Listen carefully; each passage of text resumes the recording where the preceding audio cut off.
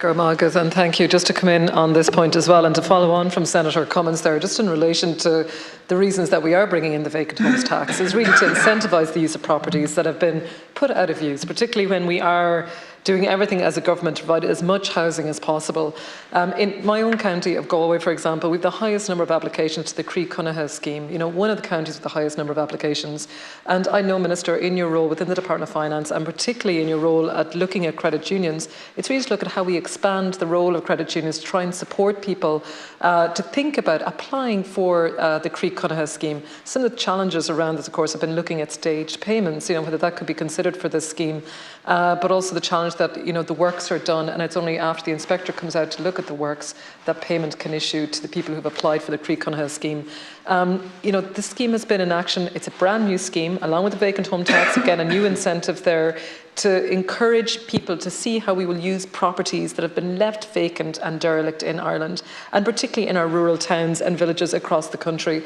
We need to make sure that we're maximising all of the properties that are available to the Irish citizen, to the state, to businesses here. A lot of these properties can be used in many, many different ways. Minister, I suppose just in your response here, maybe just if you can come back to us a little bit about maybe the supports that are in place for people around accessing things like the Croí scheme, the importance of this vacant homes tax to make people sort of see the options and opportunities that are out there to develop properties, and for those properties to become actual places of residence, a place for someone to live, a place for someone to call home. And it's also for people who do wish to take on a property, if they have their own property, that they can look at renting this property out. And we are in such dire need in my own hometown of Ballinasloe, people crying out for properties to rent. And we see there as well that we're going to have social housing, over 79 homes in Ballinasloe town. Families are going to be moving into those homes now before Christmas. They're going to be able to have a home. But it also means that it's going to open up rental properties, because it's taking people out of the housing assistance payment, it's taking people maybe from rental to give them a home, and it actually means that more rental properties will open up in our town, which we need for people who are working in our town, for young families. It's a challenging space, and I suppose I really do appreciate the work that you're doing in terms of how the credit unions can support people in accessing these opportunities, and thinking about the fact that maybe going forward and purchasing a home, having a mortgage may actually be more beneficial as opposed to paying rent on a long-term basis. And I guess that all comes back again to financial literacy for young people in the country, people of all ages, but being able to see that there is benefits maybe to looking at Croí SEAI schemes and looking at bringing older properties back into use. Thank you. Anish on Ara. Thank you very much. Tackling vacancy is an urgent priority for this government, and I think an urgent priority for every member of these houses. And it's appropriate that every available lever is deployed to incentivise the use of existing housing stock across the country. So that includes measures to deter vacancy, but alongside supportive measures which you've mentioned, such as grants. So for that reason, as part of that, the Minister for Finance announced in the budget that the rate of vacant home tax would increase to 5 times the property's existing base local property tax rate. The increase would apply to the chargeable period that commenced on the 1st of November 2023 and all future chargeable periods. For the chargeable period just ended on 31st of October 2023, the rate of vacant home tax remains at 3 times the amount of local property tax in respect of that property.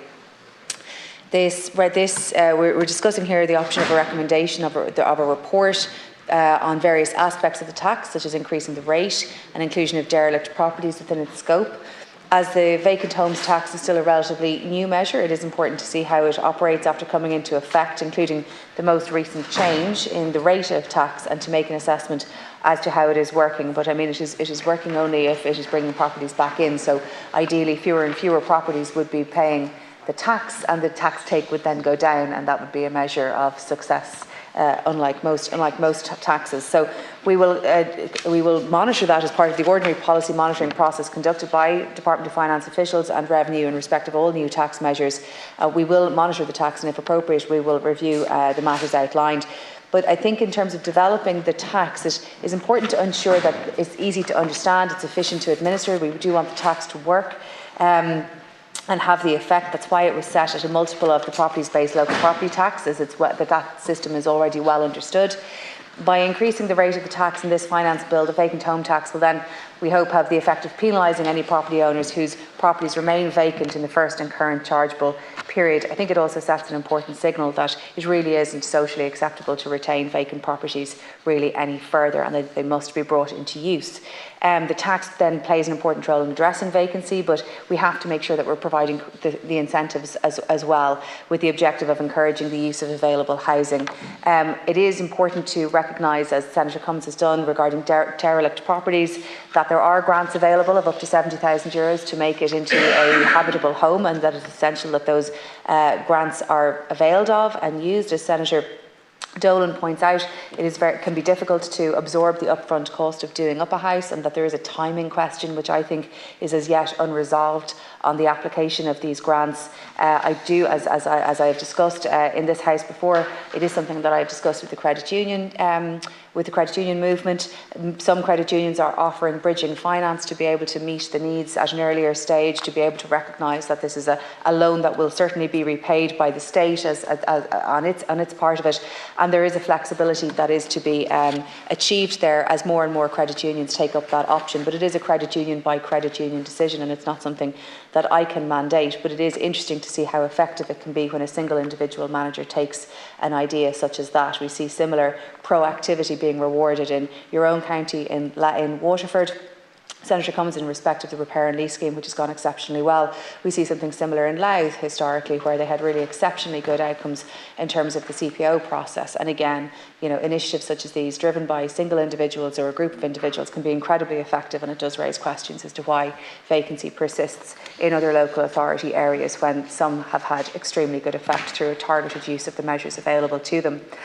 Specifically, though, on the tax, regarding derelict properties, the tax seeks to target properties which are habitable and ready to be occupied quickly. So vacant homes tax applies to properties which are residential properties for the purpose of local property tax, which is property suitable for a dwelling. So in that way, the tax targets properties which could be put to use with greater immediate effect.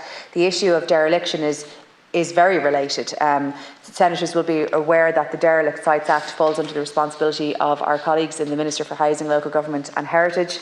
I understand that his department continues to liaise with local authorities on the implementation of the Derelict Sites Act 1990 with a view to improving its effectiveness, and I understood that a report was due to be forthcoming very soon on that. So at this point, the vacant homes tax is part of a broader suite of measures. It isn't the Minister for Housing has launched his Vacant Home Action Plan in January of this year.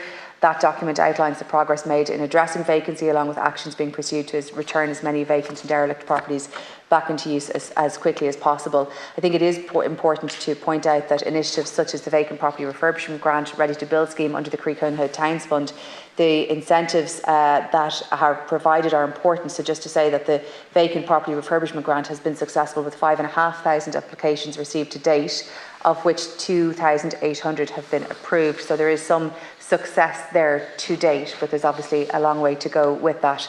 The government has recently agreed to raise the target to 4,000 homes refurbished by 2025, and again would underline the opportunity to use compulsory purchase orders as well.